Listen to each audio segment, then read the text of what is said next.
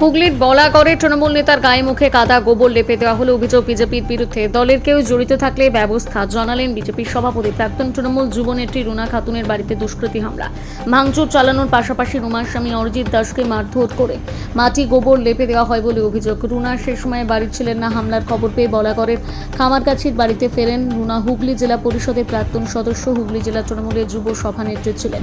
তবে বিধানসভা নির্বাচনে তৃণমূল পরাজিত হবার পর ফেসবুকে পোস্ট করে দলের সঙ্গে সম্পর্ক ত্যাগের কথা ঘোষণা করেছিলেন।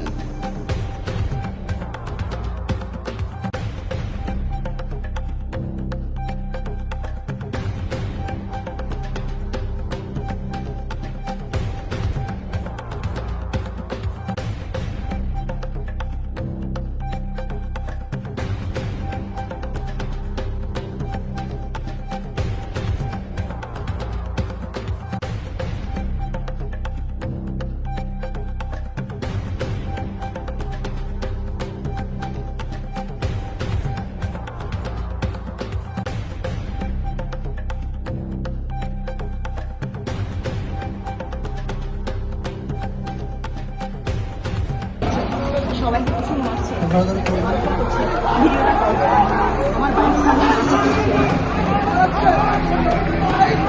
চলছে লাইভ চলছে লাইভ চলছে I want to see you.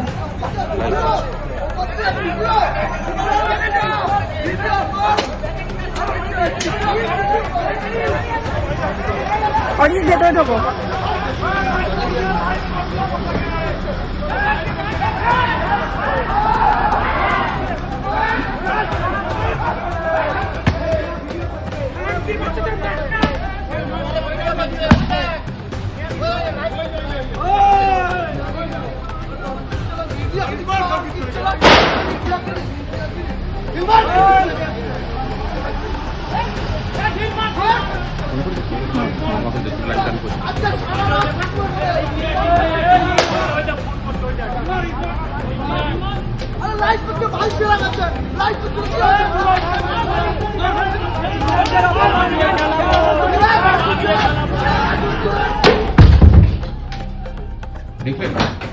দেখলেন কিভাবে দেখুন কিভাবে কিভাবে রাত্রির অন্ধকারে আমাকে এভাবে মারছে, ইট ছুটছে।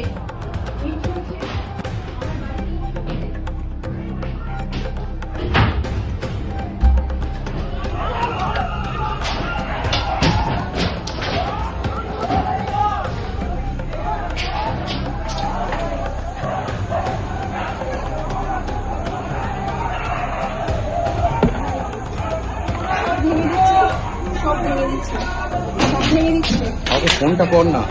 সব ভেঙে দিচ্ছে। আমার ফোন লাইটটা দাও, লাইটটা করো। আমার ফোন আর একটা ফোন আমার। যারা যিনি করছেন বা যিনি চেষ্টা করছেন, তিনি বিগত দিনে অনেক চেষ্টা করেছেন, আজকে থেকে নয়। উনি দীর্ঘ 15 বছর ধরেই চেষ্টা করে গেছেন যে আমাকে কি করে উনি কালিমালিপ্ত করবেন। উনি পারেননি। বলাগড়ের মানুষ সাথে আছে, বলাগড়ের মানুষ পাশে আছে। জবাব বলাগড়ের মানুষ দেবে। আমি ওনার পাল্টা কোনো প্রতিক্রিয়াও দিতে চাই না, পাল্টা কোনো কিছু করতে চাই না। তার কারণ আমি ওনাকে আমার স্ট্যাটাসে মনে করি না, এটুকুই বলা যায়। নমস্কার, আমি রুনা খাতুন, হুগলি জেলা পরিষদের একজন নির্বাচিত সদস্য ছিলাম, 3 বারের সদস্য। এবং আমি অবশ্যই তৃণমূল কংগ্রেসটা করতাম। আমি তৃণমূল কংগ্রেস থেকেই নির্বাচিত এবং তৃণমূল কংগ্রেসের ইউথ প্রেসিডেন্ট এক সময় ছিলাম 2023 সাল পর্যন্ত। তারপর থেকে আমি ইউথ প্রেসিডেন্ট ছিলাম না এবং শুধুমাত্র জেলা পরিষদ সদস্য ছিলাম।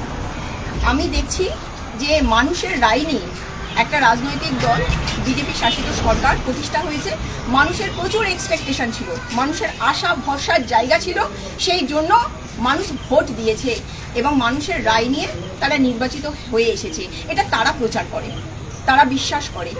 আমরা হয়তো বলি যে ভোটের প্রচারে ভোটের মেশিনে গরমিল ছিল, আমরা বিরোধী হিসাবে অনেক কথাই বলতে পারি, কিন্তু তারা যখন প্রচার করে তারা মানুষের রায় নিয়ে জিতেছে, তাহলে মানুষকে কিসের এত ভয়?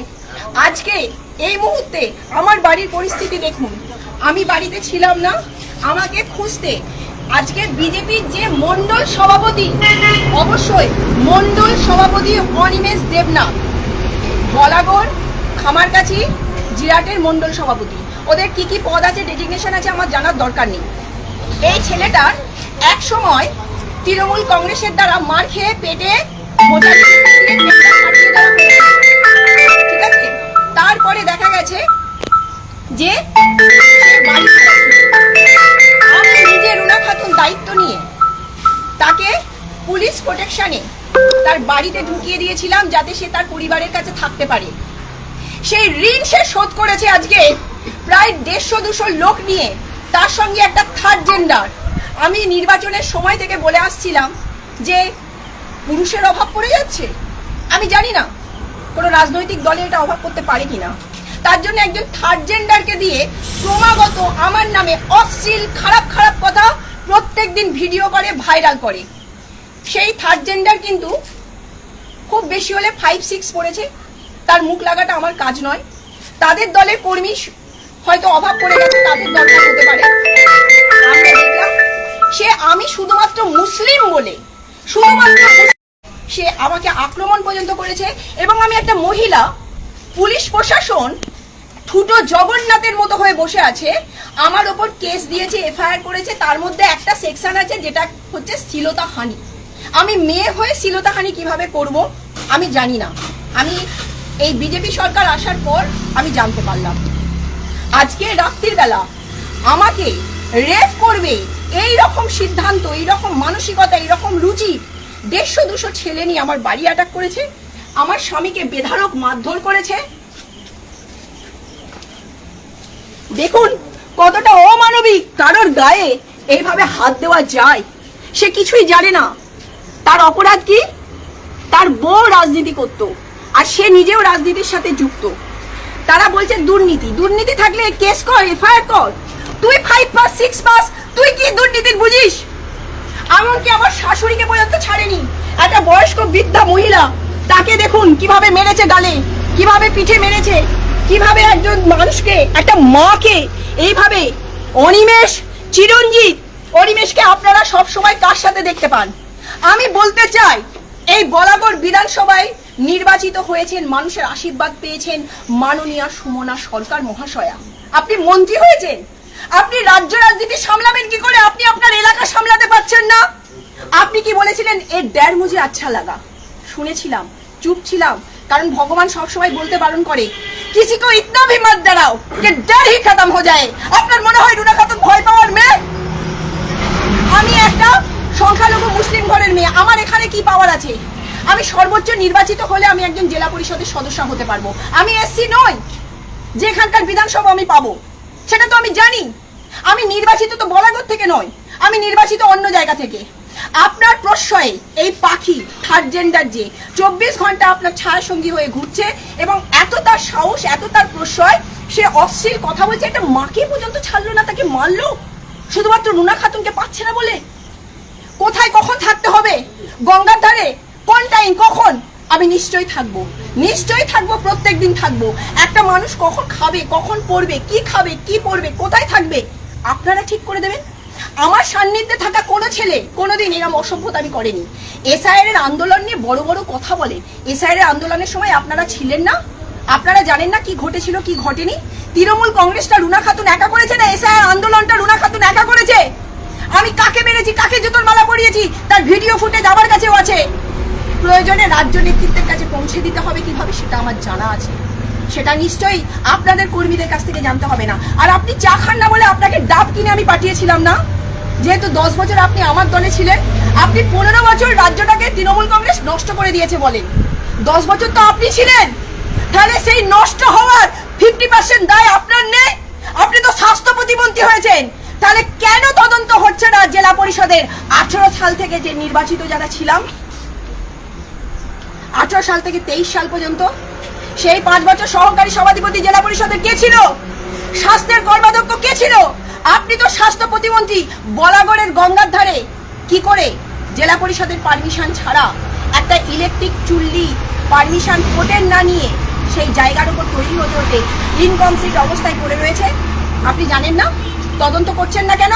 অনিমেষ বলেনি ওখানে যে সোলার জলের যে সিস্টেমটা রয়েছে তা থেকে জল ওঠে না, সেই সময় স্বাস্থ্যের কর্মাধ্যক্ষ কে ছিল?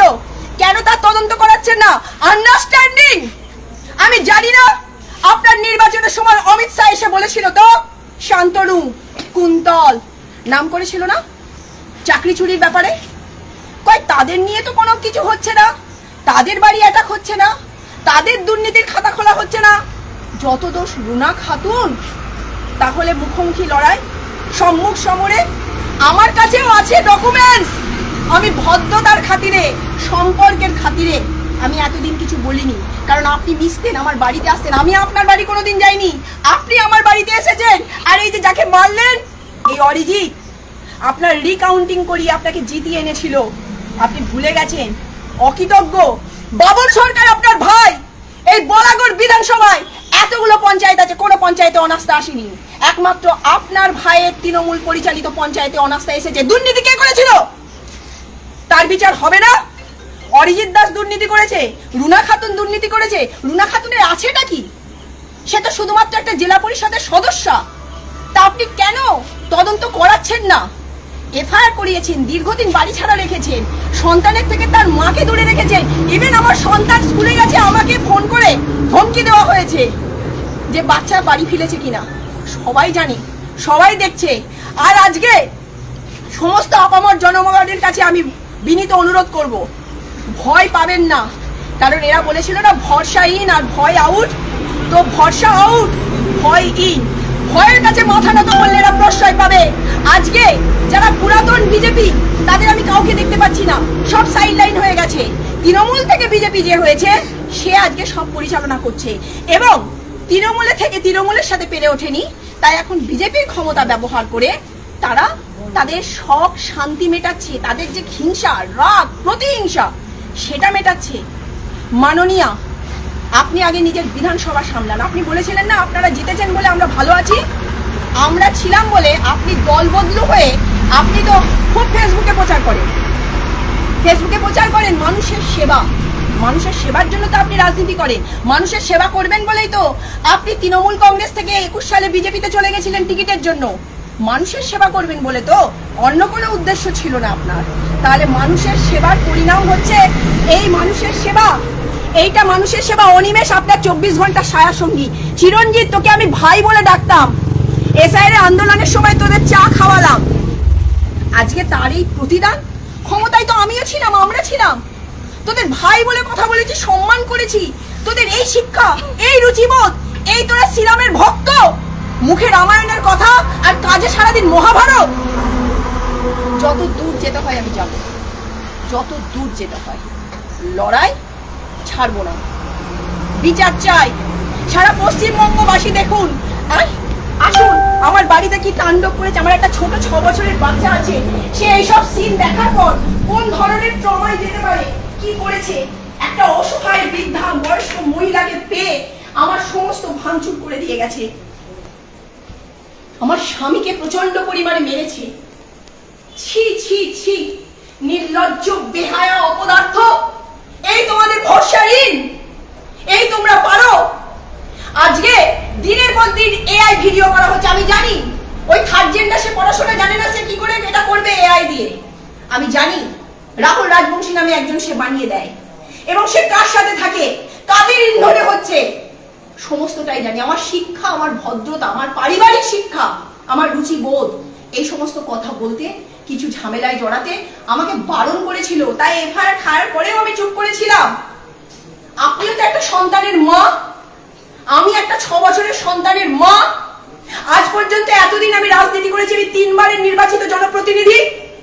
আমার দ্বারা কে অ্যাটাক হয়েছে, কার কি সমস্যা হয়েছে, আপনারা পুরনো কথা তুলবেন।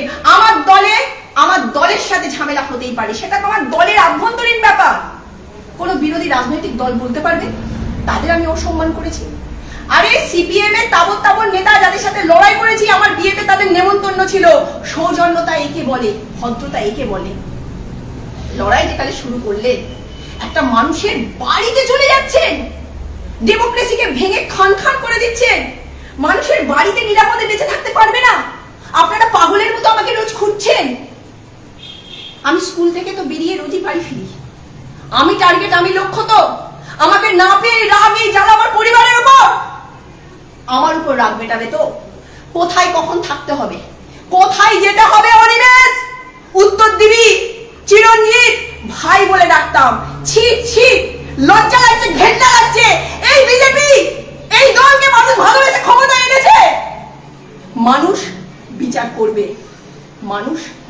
করবে আগামী নির্বাচনে নিশ্চিতভাবে। ক্ষমতা চিরস্থায়ী নয়, তোমরা বলছো তৃণমূল চিরস্থায়ী হয়নি। অনেক মানুষ চেয়েছে, অনেক মানুষ চেয়েছিল পরিবর্তন, তাই পরিবর্তন হয়েছিল। দিনের পর দিন আমাকে ভয় দেখানো, চমকানো, পরিবারকে অ্যাটাক করা, আমার দাদাকে কেস দিয়েছে, আমাকে কেস দিয়েছে, আমার স্বামীকে এইভাবে মারধর করা হলো। আজকে আমার সাথে যে ছেলেগুলো ইউথ করেছে সারা বলাগড় জুড়ে তাণ্ডব করা হচ্ছে। এবং সবচেয়ে দুঃখের বিষয়, ওসি পুলিশ অফিসাররা নিজেরা প্রেজেন্ট ছিলেন, তাদের সামনে মারা হলো। মানে শ্রীখণ্ডী খাড়া করা হলো। ওই যে বললাম মুখে রামায়ণ কিন্তু কাজে মহাভারত, শ্রীখণ্ডী খাড়া করে রাখা হলো। পুলিশ অফিসারের সামনে গুন্ডারা এসে, লুফেনরা এসে তারা আমার বাড়ি ভাঙচুর করলো, আমার বৃদ্ধা শাশুড়িকে মারলো, আমার স্বামীকে মারলো, আমাকে রেপ করার নির্দেশ দিল। আমার মেয়েটা পড়তে গেছে, আমি শুধু আনতে গেছি। যদি আমি আর ও থাকতাম, আমি তো ভাবতে পারছি না, আমি ভাবতে পারছি না কি হতো। এরা কেউ বিজেপি নয়, এরা কেউ অরিজিনাল বিজেপি নয়, এরা গজিয়ে ওঠা 4 তারিখের পর থেকে বিজেপি। এবং শুধুমাত্র আমার সাথে থাকার জন্য আজকে সারা বলাগড় জুড়ে তাণ্ডব হচ্ছে। বলাগড়ে প্রত্যেকটা তৌসিফ মুন্না থেকে শুরু করে সবার বাড়িতে যাওয়া হচ্ছে, ভাঙচুর করা হচ্ছে, ওদের মারা হচ্ছে, ওর বাবা মাকে মারা হচ্ছে। এখানেই থামেনি, আমার বাড়িটা নয়, আমার বাড়িতে স্টার্ট করে আমার যারা শান্তিতে থাকে সবার বাড়িতে যাচ্ছে। পুলিশ প্রশাসন নীরব দর্শক। মাননীয় শুভেন্দু অধিকারী মহাশয়, প্রিয় দাদা, আপনার প্রতি অনেক শ্রদ্ধা, অনেক ভালোবাসা। আপনি নিজে ব্যক্তিগতভাবে আমাকে চেনেন, অরিজিৎকে চেনেন। সব কথা সবসময় সবাইকে বলার মতো নয়। আপনার কাছে আমি নিবেদন করছি, এর যথোপযুক্ত বিচার চাই, শাস্তি চাই। যারা অপরাধী আইন হাতে তুলে নেয়, মহিলাদের নিরাপত্তা বজায় রাখতে পারে না, তাদের যথোপযুক্ত শাস্তি এবং বিচার চাই। কালকে আমি অবশ্যই থানায় যাব, আমি জানতে চাইব বলাগড় থানা কি পরিস্থিতি দেখে স্টেপ নিচ্ছে, কারণ তাদের সামনে তো সব হয়েছে। মাননীয় মুখ্যমন্ত্রী, আপনার কাছে অনুরোধ করছি, আমি শুধু এর বিচার চাই। আমি জানতে চাই আমি এখানে গিয়ে আমার পরিবার নিয়ে আমি বাঁচতে পারবো না, আমার বাঁচার অধিকার নেই। নাই থাকতে পারে, সেটাও জেনে গেলাম যে বাঁচার অধিকার নেই, সব পরিবারে বিষ খেয়ে নেবো, সুইসাইড করে নেবো, মিটে যাবে ঝামেলা। আর যদি বাঁচার অধিকার থাকে তাহলে মাথা উঁচু করে বাঁচবো। আমি কারোর ক্ষতি করিনি কোনোদিন, আমার এত বড় ক্ষতি, এর বিচার চাই, এর বিচার চাই। মুখ্যমন্ত্রী, এর বিচার চাই। কালকে কি ঘটেছিল? গতকাল প্রথমে বলি নমস্কার, আমি রুনা খাতুন, হুগলি জেলা পরিষদের 3 বারের নির্বাচিত সদস্য এবং প্রাক্তন আমি হুগলি জেলার তৃণমূল কংগ্রেসের আমি একসময় ইউথ প্রেসিডেন্ট ছিলাম 21 থেকে 2023। বর্তমানে আমি কিছু নেই, কিন্তু কালকে হঠাৎ, এটা দীর্ঘদিন থেকেই চলছিল, বিজেপি সরকার গঠন হওয়ার পর থেকে আমার বলাগড় বিধানসভায় নানা রকমভাবে যারা পুরাতন বিজেপি তারা কিছু করছে না, কিন্তু যারা নতুন বিজেপি, যিনি আমার বর্তমানের বিধায়ক হয়েছেন বলাগড় বিধানসভার তথা মন্ত্রী হয়েছেন, তার সঙ্গে যারা থাকে তাদের নেতৃত্বে গতকাল রাত্রে আমার বাড়িতে হঠাৎ করে অতর্কিত আক্রমণ হয়। আমার স্বামী সবে কলকাতায় একটি বিশেষ কাজে গেছিল, ব্যবসায়িক কাজে ফিরেছে। ও বুঝতে পারিনি, ও চায়ের দোকানে চা খাচ্ছিল, আমার বাড়ির পাশেই চায়ের দোকান। প্রথমে ওরা আমার বাড়িতে আসে, ডিম ফিম বিভৎসভাবে ছড়ে, তারপরে সেইটা দেখে আমার স্বামী আওয়াজ পেয়ে ফিরে আসে, মানে কাছাকাছি আসে। ওরা তখন 150 থেকে 200 লোক আমার স্বামীকে ধরে বেধড়ক মারধর করে। মানে একটা মানুষকে, কোনো মানুষের পক্ষে একজন 1:1 লড়াই নয়, একজন নিরীহ নিরস্ত ব্যক্তিকে হঠাৎ করে তাকে সে কিছু বুঝতে পারার আগেই তার উপরে 150-200 জন লোক ঝাঁপিয়ে পড়ে, বিভৎসভাবে মারে। এবং আমার শাশুড়ি তখন দরজাটা খোলে আর কি, পুরো আমার বাড়ির সামনে তো উঠোনে ওটা, আমার শাশুড়িকে পর্যন্ত, একটা 65 বছরের বৃদ্ধা, সে তো একটা মা, তার গায়ে যেভাবে হাত দিয়েছে, যেভাবে তাকে মেরেছে। অনিমেষ দেবনাথ, সে হচ্ছে বলাগড়ের সম্ভবত 4 নম্বর মণ্ডল সভাপতি এবং মাননীয় মন্ত্রী মহোদয়ার একদম রাইট হ্যান্ড, পুরো কাজকর্ম ওই দেখাশোনা করে। চিরঞ্জিত এবং পাখি বিশ্বাস বলে একটি 3rd জেন্ডার আছে, ওর নাম আগে পলাশ ছিল, এখনো পরিবর্তন করে রূপান্তরকামী হয়ে পাখি হয়েছে। এবং মিন্ময় পাল সহ আরো বহু, সবার নাম জানি না, পরিচয় জানি না, বিভিন্ন জায়গা থেকে তারা এসেছিল। প্রথমে তারা আমার বাড়ির পুরো লাইটগুলো ভেঙে দেয়, ক্যামেরাগুলো ভেঙে দেয়, অন্ধকার করে দেয়, বাড়িতে ভাঙচুর করে এবং আমাকে ওরা প্রকাশ্যে জানায় আর আমাদের এরকম অবস্থা দেখে পাড়া প্রতিবেশীরা ছুটে আসে। প্রতিবেশীর প্রত্যেককে ধরে ধরে তারা মেরেছে এবং তাদের বলে এখান থেকে চলে যান, রুনা খাতুনকে আজকে আমরা গ্যাং রেপ করবো, দেখিও কি করে। এরকম একটা বীভৎস কথা আমাকে তখন বাড়ি থেকে খবর দেয়। আমি বাড়িতে সেই সময় ছিলাম না, আমি আমার বাচ্চাকে যেখানে পড়তে যাই আমি সেখানে গেছিলাম ওকে আনতে। আমার কাছে খবর আসে যে তুমি বাচ্চাকে এনো না, তুমি বাড়িতে এসো। তো যাই হোক, বাড়িতে তো আসতেই হবে, রাস্তায় আর কোথায় থাকবে। আমি বাড়িতে আসি এবং তারা খবর পায় যে আমি বাড়িতে এসেছি। তারা সঙ্গে সঙ্গে আবার এই তাণ্ডবটা প্রায় 8টা, সাড়ে 8টা থেকে 11:30 পর্যন্ত চলেছে টানা। তারা আবার আসে আরো বেশি পরিমাণে লোক নিয়ে, আমার পুরো বাড়ি ভাঙচুর করেছে। সেই সঙ্গে আমার গাড়ি থেকে শুরু করে আমি সব লাইভ করেছি, ভিডিও করেছি। এবং যখন আমি ভিডিও করছিলাম ওরা ওপেন ফোরামে বলছে, আমার ভিডিওতে আপনারা শুনতে পাবেন যে ওরা মানে লাইভ করে আমি কি করব, ওদের কিছুই করতে পারবো না, সবটাই ওদের হাতে। এবং সবচেয়ে বড় কথা, বলাগড় থানার পুলিশ প্রশাসন সেখানে প্রেজেন্ট ছিলেন, সেখানে দাঁড়িয়েছিলেন। তাদের অভিযোগ করবো, কালকে রাত্রিরে আমি তো হসপিটালে পর্যন্ত আমার স্বামী এবং শাশুড়িকে নিয়ে যেতে পারিনি, আমার বাড়িটা পুরো ঘিরে রেখেছে ওরা। সেটা বলেওছে আজকে সারা রাত থাকবো। পুলিশের কাছে রিকোয়েস্ট করার পরেও ওদের হটায়নি। ওরা 100 মিটার দূরে সবাই ছিল, ওরা দেখাচ্ছে সরে যাচ্ছে কিন্তু যায়নি। এবং আমি যাতে থানায় না যেতে পারি এবং হসপিটালে ট্রিটমেন্ট করতে যেতে না পারি, হসপিটালকে বারণ করে দেয়। সেখান থেকেও আমাদের খবর দেয়। তার থেকেও বড় কথা, ওরা হসপিটালের বাইরেও লোক রেখে দেয় যাতে আমরা বেরোলে ওখানেও আমাদের ধরে মারে। ফলে সারা রাত উইদাউট ট্রিটমেন্টে আমার স্বামী এবং আমার শাশুড়ি ছিলেন। শাশুড়ির প্রচণ্ড শ্বাসকষ্ট হচ্ছে, উনি প্রচণ্ড বয়স্ক মহিলা, ওনাকে বিভৎসভাবে মেরেছে। একটা মাকে, উনি তো রাজনীতি করেন না, একটা মাকে কি এইভাবে মারা যায়? এইটাই কি বিজেপি সরকারের উন্নয়ন? এটাই কি ভরসাহীন? এটাই কি ভয় আউট? এটাই তো হয়ে গেল উল্টে, যে ভয়হীন হয়ে গেল। হ্যাঁ, পুলিশকে ফোন করা হয়েছিল, পুলিশ প্রেজেন্ট ছিল, পুলিশ এখানে প্রেজেন্ট। আমার হাজবেন্ডকে, আমার শাশুড়িকে পুলিশের সামনেই মারা হয়েছে। যখন আমার শাশুড়ি পড়ে গেছে তখন পুলিশ থেকে বলছে যে মহিলাকে অন্তত ছেড়ে দিন, এইটুকুনি তাদের উক্তি ছিল যে মহিলাকে অন্তত ছেড়ে দিন। ওরা আসেনি, ওরা দেখেনি, ওরা আমার বাড়ির বাইরে রাস্তার উল্টো দিকে দাঁড়িয়েছিল। ওরা ঘটনাটা ঘটতে দিচ্ছে এবং বলছে ওদের হাত পা বাঁধা, ওদের চাকরি চলে যাবে, ওদের কিছু করার নেই, ওদের উপর প্রেশার আছে। বিধায়িকা বলছেন যে আপনি তাকে মালাইন করার চেষ্টা করেছেন বেশ কয়েকবার, কি বলবেন? প্রমাণ দিক না, অসুবিধা কোথায়? এতদিন কেন বলেননি? কালকের ঘটনাটা ঘটার পর বিধায়িকার কেন মনে হচ্ছে আমি ওনাকে মেলাইন করার চেষ্টা করছি? যখন থেকে চেষ্টা করছি, উনি তো হাইলি পাওয়ারফুল, ওনার সরকার, ওনার মন্ত্রিত্ব। আসলে পড়াশোনাটা এত কম আর কুটবুদ্ধিটা এত বেশি। রাজনীতিতে একটু শিক্ষা দীক্ষা প্রয়োজন হয়, যখন বড় পদে যায় না, মানুষকে মনটাকে বড় করতে হয়, বড় দায়িত্ব পেতে গেলে নিজেকে অনেক উদার হতে হয়। সভাপতি গৌতম চ্যাটার্জি জানিয়েছেন যদি তাদের কোনো দলীয় নেতৃত্বের কাজ করে থাকে শাস্তি হবে। আমি তো অবশ্যই বিচার চাই। মন্ডল সভাপতি আপনারা ভিডিওতে দেখে নেবেন, অনিমেষ নিজে রয়েছেন, চিরঞ্জিত মনে হয় সহ সভাপতি বা কিছু একটা হবে, সে প্রেজেন্ট রয়েছে। পাখি বিধায়িকার একদম ছায়া সঙ্গী, বিধায়িকার মন্ত্রী। আপনারা ফেসবুকের সমস্ত পেজ দেখবেন, তার সঙ্গে 24 ঘন্টা ঘুরছে এবং তাকে আগামী দিনে একটা দায়িত্ব দেবে, সে পার্টি অফিসের ফিতে কাটছে, এসেট্রা এসেট্রা। আমার দেখার দরকার নেই সে কে পার্টি অফিসে ফিতে কাটছে, কে কি করছে। দীর্ঘদিন এই পাখি, থার্ড জেন্ডারের মেয়েটি, আমাকে নিয়ে এআই এর অসভ্য অশালীন ভিডিও করে, পোস্ট করে।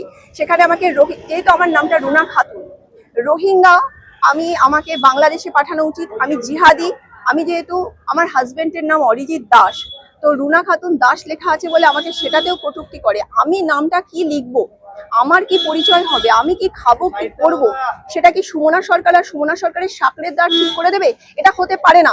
সুমনা সরকার 15 বছরের কথা বলছে, নিজে তো 10 বছর তৃণমূল কংগ্রেস ছিল, মানুষের সেবার জন্য 2021 সালে সে গেছে, আগে কিন্তু যায়নি, সে কিন্তু বিজেপিতে আগে যায়নি, সে কিন্তু ঠিক টিকিটের সময়, নির্বাচনের সময় কিন্তু গেছিল যাতে টিকিটটা পেয়ে সে সেবাটা করতে পারে। আমরা এমনি পার্টি করেন না তিনি বলছেন, সেটা তো তার ধারণা।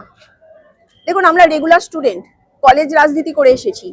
আমি তো ওই কি বলে ওপেন ইউনিভার্সিটি থেকে পাশ করা নয়, আর আমার বাবা মা পাত্র পেয়ে অল্প বয়সে পাত্রস্থ করে দেয়নি। কাজে কার কি কোয়ালিটি তার জীবন পরিচয়ই বোঝা যায়। আর তার যদি বক্তব্যে এটা হয়ে থাকে যে আমি তাকে মেলাইন করতে চাইছি বা চেয়েছি, তাহলে সেটা তো আগে প্রমাণ দেবে, আপনাদেরই প্রমাণ দিক ঠিক কিভাবে মেলাইন করতে চাইলাম। আমি কি প্রেসকে বলে দিলাম যে ও 2013 সালে নির্বাচনে যে দাঁড়িয়েছিল, যে বয়সের যে হিসাব দিয়েছিল, তার যে ডকুমেন্টস জানেন তো একটা দিতে হয় পরিচয়ে, সেখানে যে পরিচয় দিয়েছিল তার যে বয়সের হিসাব দিয়েছিল 18 সালে যখন নির্বাচনে দাঁড়িয়েছিল সেটার সাথে কোনো মিল নেই। আবার এইবারে যেটা দাঁড়িয়েছে 18 সালের সাথে আবার এইবারের যে ভোটে নির্বাচিত হয়েছে তার মিল নেই। আমি বলেছি আপনাদের কাছে, আমি ফেসবুকে লিখেছি, আমি পাবলিককে বলেছি, বলিনি তো। আমার রুচি নয়, আমার রুচিবোধ এরকম নয় যে তাকে আক্রমণ করবো। কি চাইছেন এখন? আমি বিচার চাই। যারা যারা আমার বাড়ি ভাঙচুর করেছে, আমাকে গ্যাংরেপ করবে বলেছে, আমার স্বামীকে এইভাবে মেরেছে, আমার শাশুড়িকে, সে একটা মা, সে পার্টি করে না, সে রাজনীতি করে না, তার কাজ নয় সেটা, তাকে পর্যন্ত মেরেছে। যারা যারা অভিযুক্ত, আমি বিচার চাই, আমি বিচার চাই, তাদের গ্রেপ্তার করতেই হবে। এই অনিমেষ বলছে যে গতকালকে যারা বালি মাফিয়া রয়েছে, বালির টাকা নিয়ে গন্ডগোল হয়েছে, সেই জন্য ওদের বাড়িতে সরকার ওদের বালি মাফিয়া এখনো ঘুরে বেড়াচ্ছে। কেমন সরকার চলছে, কেমন মন্ত্রী, সে নিজের বিধানসভায় সামলাতে পারছে না, সারা পশ্চিমবঙ্গ সামলাবে কি করে? এখনো বালি মাফিয়া ঘুরে বেড়াচ্ছে বিজেপি সরকারের আমলে। পুলিশ প্রশাসন জানে, তাও কিছু করতে পারছে না। আর বালি মাফিয়ারা আমাদের বাড়ি অ্যাটাক করে দিল, তাহলে অনিমেষের ছবি কি করে আসলো ভিডিওতে? তাহলে বালি মাফিয়াটা কি ও? সাধারণ মানুষের ক্ষোভ বলছে তারা। সাধারণ মানুষ, সাধারণ, এটা তো স্বতঃস্ফূর্ত সাধারণ মানুষের ক্ষোভ। এটাকে না ব্র্যাকেটে রেখে দেওয়া দরকার। স্বতঃস্ফূর্ত সাধারণ মানুষ, সাধারণ মানুষ একটা রাজনৈতিক সিম্বল নিয়ে আসে। সাধারণ মানুষ যাতে ছুটে আমার বাড়িতে এসেছিল, কাদের মাস পাওয়ার রয়েছে, কাদের মানুষ ভালোবাসে, এলাকাবাসী জানে। আসলে আমার উপর প্রচন্ড হিংসা প্রথম থেকেই করে। আমি যা পড়ি, যা করি, এভরিথিং নকল করে, still now day two. Sumana Sarkar সবকিছু, আমি কি খাই, কি পড়ি, কেমন ভাবে চলি, সবকিছুই নকল করে। আপনারা দেখবেন পোশাক আশাক থেকে শুরু করে পুরো নকল করে প্রত্যেক দিন। নিজে একটা মন্ত্রী হয়ে, আমি যদি মন্ত্রী হতাম, আমি জেলা পরিষদের দিকে তাকিয়ে দেখতাম না। ওর তো নিজের ভাবা উচিত। ও প্রথমে, আমি যদি মেলাইন করতে চাইতাম তাহলে প্রমাণ দিই, আর আমি প্রমাণ দিচ্ছি। ও জেতার পর আমি যখন চেয়েছিলাম রাজনীতি থেকে আপাতত অবসর নিই, কারণ আমি মনে করেছিলাম এই সরকার মানুষের রায় পেয়ে এসেছে, মানুষকে দেখবে বলে, তাই আমার মনে হয়েছিল যে এদের কাজ করতে দেওয়া উচিত। তারপর মানুষ বিচার করবে যে এরা কেমন কাজ করেছে, তাই তাদের সুযোগ দেওয়া উচিত। এটা আমি মনে করেছিলাম, আমার শিক্ষা আমাকে এটা বলেছিল। আর ও কি করলো? আপনাদের মাধ্যমে বললো ইয়ে ড্যার মুঝে আচ্ছা লাগে। সরকারে এসে, ক্ষমতায় এসে একটা মহিলাকে ভয় লাগিয়ে, ভয় পাইয়ে দিয়ে কি হবে? তাই আমিও বলছি, কিসি কো ইতনা ভি মত ডরাও কে ডর হি খতম হয়ে যায়। বিচার চাই, বিচার চাই, বিচার চাই, সুমনা সরকারের পদত্যাগ চাই। আমি যদি ওকে মেলাইন করে থাকি তার প্রমাণ দিই, আমিও দুর্নীতির হিসাব দিচ্ছি। আপনারা বলুন কখন বসবে? হিম্মত আছে? যদি বাপের বেটি হয়ে থাকে, সাংবাদিকদের সামনে আমার সাথে ফেস টু ফেস বসুক। আমি আপনাদের মাধ্যমে ওপেন চ্যালেঞ্জ দিচ্ছি, এই পশ্চিমবঙ্গের স্বাস্থ্য প্রতিমন্ত্রী সুমনা সরকারের দুর্নীতি খাতা আমি খুলবো উইথ প্রমাণ। ও যদি পারে আমার দুর্নীতির প্রমাণ দিয়ে কোথায়, কখন, কোন মিডিয়ার সামনে উপস্থিত হবে, ওপেন ফোরামের চ্যালেঞ্জ। তারপরে মানুষ বিচার করবে কে দুর্নীতির সাথে যুক্ত, কে দুর্নীতির সাথে যুক্ত নয়। কি নাম? রুনা খাতুন।